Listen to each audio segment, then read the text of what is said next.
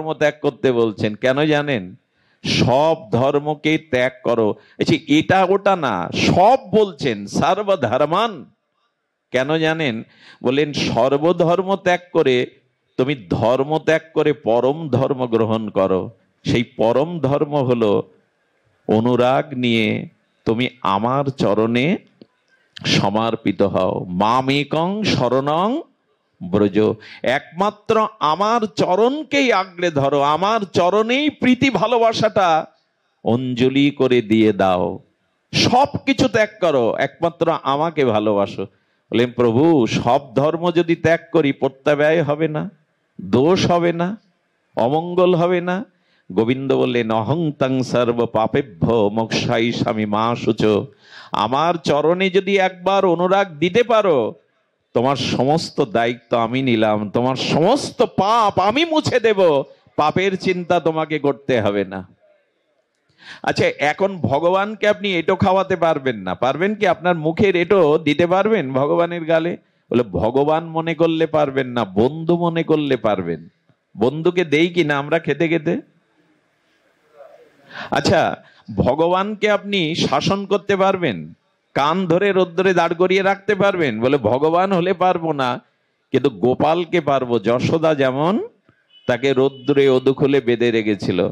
আমি বোঝাতে চাচ্ছি, আমার বলবার অভিপ্রায় হলো ভগবানকে ভগবান জ্ঞানে না, ভগবানকে সখা প্রিয় জ্ঞানে, সন্তান জ্ঞানে এই ব্রজের ভালোবাসাটা তাকে দিন, তাকে নিজের করে ভালোবাসুন। ভালোবাসাটা দূর হয়ে যাবে যদি তাকে শুধু ভগবান মনে করেন। আর ভগবান মনে করলে কি হবে জানেন? তার কাছে গিয়ে শুধু নিজের বিপদ আপদ চাওয়া পাওয়া চাইতে ইচ্ছা করবে। তুমি সর্বশক্তিমান, তুমি সবকিছু করতে পারো, তুমি আমায় দাও। কিন্তু ভগবানকে যদি মনে করেন আমার সন্তান, তখন মনে হবে ও কিছু জানে না, ওর ক্ষুধা লাগলে আমাকেই দিতে হবে, ওকে গরম লাগলে আমাকেই বাতাস করতে হবে, তখন দায়িত্বটা তখন আপনার উপরে আসে। ভগবান মনে করলে তার সেবা, ভগবানের ক্ষুধা নেই তো, তৃষ্ণা নেই তো, কিন্তু ভগবানকে যখন সখা মনে করবেন, পুত্র মনে করবেন, প্রিয় মনে করবেন, তখনই তার ক্ষুধা তৃষ্ণার কথা আপনার মনে আসবে। বাজারে গেলে কি করেন? ছোট মেয়েটার জন্য একটা খেলনা কিনে আনেন না, মেলায় গিয়ে খাবার কিনে আনেন না কেন? কেউ কি বলে দেয়, লিস্টে লিখে দেয়? কিন্তু মনে পড়ে আমার ভালোবাসার খুকিটা তো আছে, সে গেলে জিজ্ঞাসা করবে বাবা কি এনেছো। তেমনি ভগবানকে যদি পুত্র জ্ঞানে, সখা জ্ঞানে, প্রিয় জ্ঞানে ভালোবাসতে পারেন, তবে এই ভালোবাসা ব্রজের আনুগত্যে ভালোবাসা হবে। এই ভালোবাসাটা কি হবে জানেন? রক্তম। ভগবানের প্রিয় দাস, ভগবানের প্রিয় দাস গোবিন্দকে পাখা দিয়ে বিজন করছেন, বাতাস করছেন। ঘরমক্ত দ্বারকাধীশ গোবিন্দকে যখন বাতাস করছেন, দারুক, ভগবানের দাসের নাম রক্তক পত্তক দারুক। তো দারুক যখন বাতাস করছে, আচ্ছা সেবাটা কার করছে? প্রভুর সেবা করছে, গোবিন্দের। কিন্তু হঠাৎ দারুক গোবিন্দের বদন কমল সৌন্দর্য দেখে চোখে জল এসে গেছে, তুমি এত সুন্দর, মানে প্রেম এসে গেছে ভগবানকে দেখে। আর প্রেম যেই এসেছে, চোখে নয়নে জল এসেছে, হাত কাঁপতে শুরু করেছে, প্রেমের লক্ষণ, পাখাটা পড়ে গেছে। আচ্ছা এইখানে আমাকে বলুন তো, প্রেমটা ওর এসেছে আর সেবাটা হচ্ছিল কার? গোবিন্দের। এখানে কবিরাজ কৃষ্ণকবি বলছেন, যদি তোমার সেবার পথে আমার প্রেম এসে তোমার সেবারুদ্ধ হয়ে যায়, তবে সেই প্রেম আমি চাই না। সেই প্রেমের প্রতি ভক্তের ক্রোধ হচ্ছে, প্রেম কেন এলি, সেবা বন্ধ হয়ে গেল। এই জন্য ওখানে লিখছেন, কি লিখছেন? সেবানন্দ যদি প্রেমানন্দ বাঁধে, সেই প্রেমানন্দ ভক্তের হয় মহা ক্রোধে। এ ভাবা যায়? এ চিন্তা আমরা করতে পারবো? প্রেম আনন্দময়, ভগবত প্রেম তো যোগী ঋষি মুনিরা চাইছে। বলে প্রেম তুমি এসো না, সেবা যদি বন্ধ হয়ে যায়, প্রেম এলে চোখে জল আসে, হাত কাঁপে, ভগবানের সেবা যদি বন্ধ হয়, তবে এই প্রেম আমি চাই না। এত বড় কথা ব্রজেই কেবল মানায়, অন্যখানে প্রেম কেউ চাইছে না সেবার জন্য। তো আসুন আমরা এই সেবার চিন্তা করি, তবে হবে না। যতই মুখে বলি ভগবত সেবার জন্য প্রস্তুতি চাই, সেই প্রস্তুতিটা কেমন? বহুবার বলা, বহুবার শোনা, এ কথা আবারও বলি, এখান থেকে 250 বছর আগে তখন বৃন্দাবন এভাবে যান্ত্রিক যন্ত্রণায় কাতর হয়নি। তখন বৃন্দাবনের বনসভা, বনলক্ষ্মীর বাতায়ন আর কুসুমসিক্ত বৃন্দাবন মধুময় আনন্দময় কানন। সেই বৃন্দাবনে কালিয়াহট্টে সিদ্ধ জগদীশ বাবা থাকতেন। কি নাম বললাম? সিদ্ধ জগদীশ বাবা। ওই জগদীশ বাবার কাছে চলে যান আমাদের কলকাতার রাজ পরিবারের একটা সুন্দরী, অনন্য সুন্দরী যুবতী। কি কোন জন্মে তার স্বীকৃতি ছিল, সব ছেড়ে চলে গেছেন। চলে গিয়ে গোধূলি বেলায় সিদ্ধ বাবার চরণে দূর থেকে প্রণাম করছেন। ওরা তো অন্তর্মনা হয়ে রাধারানীর চরণ চিন্তায় রত। বাবাজি মুখ তুলে বলছেন, কে রে মা তুই? কে তুই? বললেন, বাবা আমি সংসারের সব সত্য ছিন্ন করে চলে এসেছি আপনার চরণে, আমাকে দীক্ষা দিয়ে কৃপা করুন। সিদ্ধ বাবা হেসে বলছেন, স্মিত, চলে যা, এই রূপ যৌবন নিয়ে এখানে টিকতে পারবি না, যা সংসার কর, ছেলে মেয়ে বড় হয়ে সময় হলে আসিস, যা মা। মেয়েটি কথা বলল না, কিন্তু মনে মনে বলল, বাবা আর যে যাওয়ার জায়গা নাই। যারা সব ছেড়ে ব্রজে আসে, সব ছেড়ে রাধারানীর চরণে আছে, তাদের যে আর যাওয়ার জায়গা নাই। মনে মনে বললেন, কিন্তু মহাত্মার সামনে তো তর্ক করতে পারেন না। চলে গেলেন। কি করতেন জানেন? চট গায়ে দিয়ে একটা কুঠিরের মধ্যে বসে থাকতেন সারাদিন। গরমে একটা চট গায়ে দিয়ে নিজের রূপ যৌবনটা ঢেকে রাখতো, যাতে কারো দৃষ্টি না পড়ে। ভজন কি মুখে মুখে হয় গো?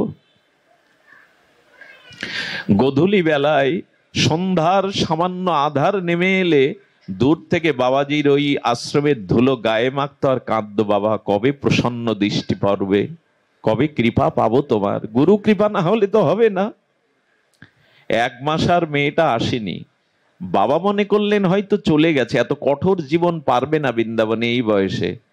1 মাস পর মেয়েটা সামনে এসে দাঁড়ালো। হাড়গুলো কেবল আছে জানেন, সে যৌবনের জ্যোতি আর নেই, সে দেহের জ্যোতি আর নাই। আর বাবা দেখছেন ঠোঁটটার চোখটা বাদে বল বলে পড়া লাল ঘা, ঘা হয়ে গেছে। লাল পুড়ে গেলে যেমন বল বলে ঘা হয়, এখনো ঘাগুলো কাঁচা আছে। কে রে মা তুই? আগুনে পুড়ে গিয়েছিলি বুঝি? স্মল পক্স হয়েছিল বুঝি? মায়ের দয়া হয়েছিল? ক্ষীণ কণ্ঠে বলছে, না বাবা, পক্স হয়নি, আমি আগুনেও পুড়ে যাইনি। ও তুই সেই কলকাতার থেকে এসেছিলি সেই মা, এতদিন আসিসনি কেন? তোর এই পরিণতি কি করে হলো? কি বলল জানেন? বাবা যেদিন বললেন এই ভরা রূপ যৌবন রাধারানীর ভজনের পথে বাধা, সেই দিন আমি কুঠিয়ায় গিয়ে একটা পাত্রে আগুন জ্বেলেছিলাম। সেই দাও দাও আগুনে একটা লোহার শিক গরম করে আমি আমার যৌবনটা ছেঁকা দিয়ে দিয়ে 1 মাস ধরে পুড়িয়ে দিয়েছি। 1 মাস ধরে আমি আমার যৌবনটা, যদি বলেন এত আবেগ দেখাচ্ছ কেন, এরকম দৃষ্টান্ত হয় না। কোন সুন্দরী রাজ পরিবারের মেয়ে রাধারানীর ভজন করবে বলে, গুরু কৃপা পাবে বলে সেক দিয়ে দেহটা পুড়িয়ে দিয়েছে। এ দৃষ্টান্ত সহসা মেলে না। মেয়েটা বলছে, বাবা হবে না, আমার দ্বারা রাধারানীর ভজন হবে না। বাবার চোখে জল, হাত ইশারা করছে, আয় মা আমার কাছে আয়। সেই দিন তাকে এমন কৃপা করেছিলেন, ওই মেয়েটা অনেক অনেক দূরে গিয়েছিল, আর তার দিকে কোনো পুরুষ কোনোদিন তাকায়নি। রাধারানীর চরণের কৈকর্যে এমন করে ত্যাগ স্বীকার করেছিল, আমরা পারবো না, মুখে যাই বলি, আবেগ দিয়ে যাই বলি, আমরা এতটা ত্যাগ করতে পারবো না। এ দেহকেও এখনো সাজাতে আমরা ব্যস্ত। এই দেহ পোকায় ভরা। গুরু মহারাজ বললেন, এই দেহ যদি আমার লাশটা যদি ফেলে রাখেন, তো শৃগাল কুকুরে ভক্ষণ করার পরে ওদের উদরে বিষ্ঠার মলমূত্র হবে। এই দেহটা চিতায় পোড়ালে 1 মুষ্টি ছাই হবে, আর চেওটা মাটির নিচে যদি দেন, ওইখানে কীটে রূপান্তরিত হবে। যে দেহের পরিণাম 1 মুষ্টি ছাই, যে দেহের পরিণাম মাটির নিচে দিলে কোটি কোটি পোকা, আর যে দেহটা শৃগাল কুকুরে খেলে তাদের উদরে বিষ্ঠায় রূপান্তরিত হবে মলমূত্রে, সেই দেহ সাজানোটাই কি উদ্দেশ্য এ জগতে আসা? আশা নয়। এই দেহ দিয়ে যদি ভগবত ভজন না হয়, এই দেহ দিয়ে যদি গৌর গোবিন্দের ভজন সেবা না হয়, বড় ভুল হয়ে যাবে। ভুল তো হয়েই গেছে। এই জন্য বললেন এই অভিশাপ সসুখ বাসনা ত্যাগ করতে হবে। দেখুন ভগবান মহাদেব, ভগবান শঙ্কর চিতাভস্য মেখেছেন। আমায় ব্যাখ্যা করতে পারেন এর কারণ কি? যিনি সত্যম শিবম সুন্দরম মহাযোগেশ্বর, ভগবান শিব চিতাভস্য মেখেছেন, জগৎকে জানাচ্ছেন এ দেহের অন্তিম পরিণাম তত্ত্বটা আমি গায়ে মেখেছি। যাই মাখো একদিন অগ্নিতে পুড়তে হবে। এই মানুষ এত নিষ্ঠুর, চিতাতে পিতামাতার মাথাটা ফাটতে চায় না। দেখবেন আগুনে মাথা ফাটতে চায় না, যখন বাঁশ দিয়ে মাথাটা ফাটানো হয়। মাথা না পুড়লে তো অস্থি পাওয়া যাবে না, শবদাহ ক্রিয়া শেষ হবে না। এই জন্য প্রিয়জনকে দিয়ে মাথাটাও ফাটানো হয়। কোথায় দরদ দেখাচ্ছেন, কাদের নিয়ে পড়ে আছেন সারা জীবন। এদের প্রতি দায়িত্ব পালন করুন, কিন্তু ভালোবাসাটা ভগবানকে দিন, বড় ভুল হয়ে যাবে। এই সংসারের বাস্তবতা আমরা বুঝতে পারিনি। আপনাদের এই ফরিদপুরে, এই বৃহত্তম ফরিদপুরে এক ডাক্তার ছিলেন। ডাক্তারদের অনেক পরীক্ষা দিতে হয় জানেন। ডাক্তারি পাশ করার পরে প্রফেসর স্যারের সাথে গিয়ে শবচ্ছেদ ঘরে যেতে হয়। শবচ্ছেদ মানে লাশ কাটা ঘরে। লাশ কাটা ঘরে গিয়ে প্রফেসর বলছে ছুরি নাও। তা প্রায় 200 বছর আগের ঘটনা। সেই ছুরিটা হাতে নিয়ে, তখন এত এয়ার কন্ডিশন রুম টুম ছিল না, ওই আবছা আলোর মধ্যে এক যুবকের লাশ কাটতে বলছে। কোথায় কিডনি, কোথায় হার্ট। যেই লাশটাতে ছুরি চালিয়েছে, কি বলবো, বহুদিনের পচাগলা লাশ থেকে বিকট গন্ধ আর কোটি কোটি পোকা ওনার সামনে। ওই যেই চিরেছে পোকা বেরিয়েছে। সঙ্গে সঙ্গে ভাবছে একটা যুবকের দেহের পরিণতি এই। আর এই দেহটা শুধু কামনা বাসনায় আমরা শেষ করলাম। হাত থেকে ছুরি পড়ে গেল। প্রফেসরকে প্রণাম করে ওই দিনই বৃন্দাবনের উদ্দেশ্যে চলে গেলেন। সিদ্ধ মনোহর দাস বাবাজির চরণে গিয়ে বললেন, আমাকে এই দেহ মুক্তির উপায় বলুন। এ দেহকে আমি জেনেছি। পরবর্তীতে তিনি একজন আচার্য সন্ন্যাসী হন। ডাক্তারি বিদ্যা তার ছিল, কিন্তু পরম বিদ্যা পেয়েছিলেন ত্যাগের বিদ্যা। এই জড় দেহের পরিণতি, মাঝে মাঝে মিনি হাসপাতালে যাবেন, 250 বেড কি 500 বেডের হাসপাতালে গিয়ে ওই যন্ত্রণা কাতর দুর্গন্ধগুলো দেখবেন। তখন মনে পড়বে এ শরীর ভোগের বস্তু নয়, এ প্রপঞ্চময় শরীর একটা ছোট নরক। সেখানে গেলে বুঝবেন যে এই শরীরের পরিণতি কি। এই জন্য শরীরকে সাজাতে গিয়ে, শরীরের আবেশ আসতে গিয়েই তো ভজন হলো না, কৃষ্ণ সেবা হলো না, ভগবত সেবা হলো না। এই দেহাবেশ যতদিন আছে ততদিন ভগবানে আবেশ আসবে না, লিখে নিন। যতদিন এই দেহের আবেশ আছে ততদিন আত্মায় আবেশ যাবে না। আসলে সংসার বলতে কিন্তু 10টা বাড়ি 10টা গাড়ি না। সংসার বলতে কিন্তু স্ত্রী পুত্র টাকা পয়সা না। সংসার বলতে এই দেহ বা দেহের ভোগ। আচ্ছা, টাকা বাড়ি গাড়ি স্ত্রী পুত্র কার জন্য? দেহের জন্যই তো। এদের সাথে সম্পর্ক কিসের? দেহের জন্য। দেহ সুখের জন্য এত আয়োজন। এই জন্য দেহাবেশী হলো ভগবত আবেশের অন্তরায়। তবে এই আবেশ যেতে পারে। ছোট একটা ঘটনা বলেই পাঠ বিশ্রাম করি। এ পাঠ হয়তো এইভাবে 1 ঘন্টা, বা আমি দেরিতে পৌঁছেছি, এটা আমার নিজের অপারগতা, অপরাধ। এই পাঠগুলি দিনের পর দিন শুনতে শুনতে মনে হবে না, ভগবত ভজনই, ভগবানের অনুরাগই আমাদের জীবনের একমাত্র পুরুষার্থ, পঞ্চম পুরুষার্থ। এটাই প্রেম। এই বঙ্গদেশে একজন যুবক বিবাহ করলো। একটু সত্য ঘটনা শুনুন। আর এই বিবাহের পরে তার স্ত্রীর প্রতি কোনো কোনো পুরুষের প্রবল আসক্তি থাকে স্ত্রীর প্রতি। তার আসক্তি এমন যে 2 বছরে তার স্ত্রীকে সে বাপের বাড়ি যেতে দেয়নি, যেটাকে বলে কাম অন্ধ কামক পুরুষ। 2 বছর পরে ওই মেয়ের শ্বশুর বাপের বাড়ি থেকে লোক এসেছে যে ওনার বাবা মৃত্যু শয্যায়, শ্বাস উঠেছে, একবার মেয়েকে দেখবে। স্বামীকে হাত জোর করে বলছেন, একটা রাতের জন্য, একটা দিনের জন্য আমার বাবাকে দেখতে দাও। সে মারা গেলে আমি তোমায় ক্ষমা করতে পারবো না। তার চোখের জল দেখে বলল, যাও, কিন্তু কাল সকালে চলে আসতে হবে। কত বড় কত বড় বিষয়ী আর দেহাবেশ এই কামক পুরুষ। স্ত্রীকে তখন পালকির ব্যবস্থা ছিল, পালকিতে পাঠাতে 1 কিলোমিটার চলে গেছে, কি বলবো। এই জ্ঞানন্ধ কামন্ধ এই ব্যক্তি আবেশে ছুটে গিয়ে বলছে পালকি ফেরাও, ওকে আমি যেতে দেব না। মেয়েটা ঘরে আসলো, ঘরে এসে দরজার হাঁক দিয়ে দিল, দিয়ে নিজের কাপড়টা উন্মুক্ত করে স্বামীকে বলছে, পশু পাষাণ্ড, দেখো আমার শরীরটাকে দেখো। আচ্ছা, এখন যদি আমার থেকে আত্মা চলে যায়, আমার এই শরীরে সব অংশ থাকবে, পারবে তো রাতটুকু আমার সাথে কাটাতে? ভালো করে দেখো। হে কামুক, হে পাষণ্ড, হে পশু, দেখো আত্মা যদি চলে যায় এই দেহ থাকবে, আজ রাত্রে তুমি আমাকে জড়িয়ে ধরে থাকতে পারবে না, দেখো ভালো করে দেখো। ওই একটা কথাই তার চেতনার দুয়ার খুলে গেল। ঘর থেকে বেরোলেন, একটা থলে আর গামছা নিয়ে ব্রজের উদ্দেশ্যে চলে গেলেন। সত্যিই তো, আত্মা যদি চলে যায়, ওই শরীরটাও তো আজ রাত্রে আমি আমার কাছে, ওর দেহে সব আছে কিন্তু রাখতে পারবো না। এই চেতনাই তাকে বৃন্দাবনের পথে তুলে দিয়েছিল। জানি না আমাদের কবে এই চিন্তা কাজ করবে। সংসার আছে আছে, সংসার করতে হয় করুন, কিন্তু এতটা মজে গিয়ে এতটা আবেশ আনবেন না। সংসারে থেকেই ভগবানের প্রতি অনুরাগ দিন। এই অনুরাগ যদি কিছুটা দিতে পারেন, আবেশ দিতে পারেন, তবে জানলেন এ জন্মে অন্তত কিছুটা এগিয়ে থাকতে পারবেন। এই রাগ ভক্তির অর্থ হলো আমাদের পুরুষ অভিমান ত্যাগ করতে হবে। এই পুরুষ অভিমান যদি ত্যাগ করতে পারেন তবে ভজন। আচ্ছা, কামের সব থেকে প্রধান কারণটা শোনো, লিখে নিন। আমি অনুরোধ করব যারা এসেছেন লিখে নিন অন্তরে, কাগজ কলম তো এখানে সকলে আনে না, লিখে নিন। এই যে দুষ্পূরণীয় কামের সব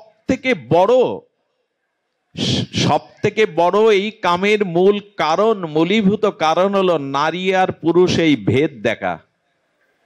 যখনই নারী এবং পুরুষ এই দুই তত্ত্ব এসে দাঁড়াবে, তখনই এই অভিশাপ এসে সামনে দাঁড়াবে। এই জন্য ব্রজের আনুগত্যে এই কথাটি আমাদের মস্তিষ্কে যেন আপনাদের সকলের হৃদয়ে যায়। এই জন্য আমাদের শাস্ত্রে বলছেন, এই নিবেদন ধরো সখীর অনুগত করো। আমরা কৃষ্ণ দাস, কিন্তু আমাদের পরিচয় আমরা রাধারানীর দাসী। এই শব্দটা মহাপ্রভু দিতে এসেছিলেন মঞ্জরি ভাব সাধনা। শেষ 12 বছর মহাপ্রভু পর্যন্ত এই ভজনের আবেশে ছিলেন। রাধারানীর ভাব ও কান্তি নিয়ে মহাপ্রভু শেষ 12 বছর গম্ভীরার মধ্যে এই ভাব। মহাপ্রভু যখন চেতনা ফেরে, মহাপ্রভু বলছেন, আমি রাধা কুণ্ডে রাধা মাধবের জলকেলি দেখছিলাম মঞ্জরি হয়ে, তোমরা কেন আমায় ডাকলে? অর্থাৎ মহাপ্রভু এই ভজনে ডুব দিয়েছিলেন। যখনই নারী পুরুষ এই ভেদ আসবে, তখনই আমাদের মধ্যে এই দুষ্পূরণীয় মহা অভিশাপ কাম এসে দাঁড়াবে। এই জন্য শাস্ত্রে বলেছেন বারবার, আত্মনাম চিন্তায়তে তত্র তাসাং মধ্যে মনোরমাম রূপ যৌবন্য সম্পন্নম কিশোরীং প্রমাদাকৃতিম। রূপানুগ ভজনের জগৎ আচার্য রসাচার্য রূপ গোস্বামী বলেছেন, গুরুদেবের কাছ থেকে মাঝে মাঝে মঞ্জরি ভাব সাধনাটা নিয়ে নেবেন। এই মঞ্জরি ভাব সাধনার কীর্তন সারা জীবন গাইলাম, এই মনের অভিলাষ বিলাস কুঞ্জে দিয়বাস। সেই বিলাস কুঞ্জে রাধা মাধবের নিকুঞ্জ মন্দিরে ললিতা বিশাখা রূপমঞ্জরির আনুগত্যে ওই লীলা স্মরণ করতে থাকুন, ওই লীলা ভাবতে থাকুন। আপনারা যদি বলেন আমি পুরুষ, আমি গোপী অভিমান আনবো কি করে, মঞ্জরি অভিমান কি করবে, বলে এটা সম্ভব। আধুনিক চিকিৎসা বিজ্ঞানে হরমোন চেস করে 18 বছরের যুবককে যুবতী বানানো যায়, এটা সত্য কিনা? হরমোন চেস করে যুবককে যুবতী বানানো যায়। যদি ডাক্তারি মেডিকেল সায়েন্সে এরকম থাকে, তবে গুরুদেবের কৃপায় ওই গোপী আনুগত্যে সখী আনুগত্য ভাবতে ভাবতে এক সময় পুরুষ অভিমান ভোগ অভিমান আপনার চলে যেতে বাধ্য। আচ্ছা, প্রজাপতিটা কিসের থেকে হয়? শুয়োপোকাটা প্রজাপতি রূপ নেয়, মরে গিয়ে আর একটা প্রাণী হয় না। শুয়োপোকাটাই বিচিত্র প্রজাপতি হয়ে যায়। যদি একটা প্রাণী শুয়োপোকা থেকে বিচিত্র প্রজাপতি রূপ নিতে পারে, তবে আপনি রাধা রানীর সখী এই চিন্তা করতে করতে করতে করতে আপনার মধ্যে একদিন পুরুষ অভিমান দূর হয়ে যাবে। কারণ বৃন্দাবনে কেবল একজনই পুরুষ, গোবিন্দ, দ্বিতীয় কেউ পুরুষ নন, কারণ পুরুষ দেহ নিয়ে গোপী প্রেম, ব্রজ প্রেম হওয়া সম্ভব নয়। এ অনেক উপরের কথা।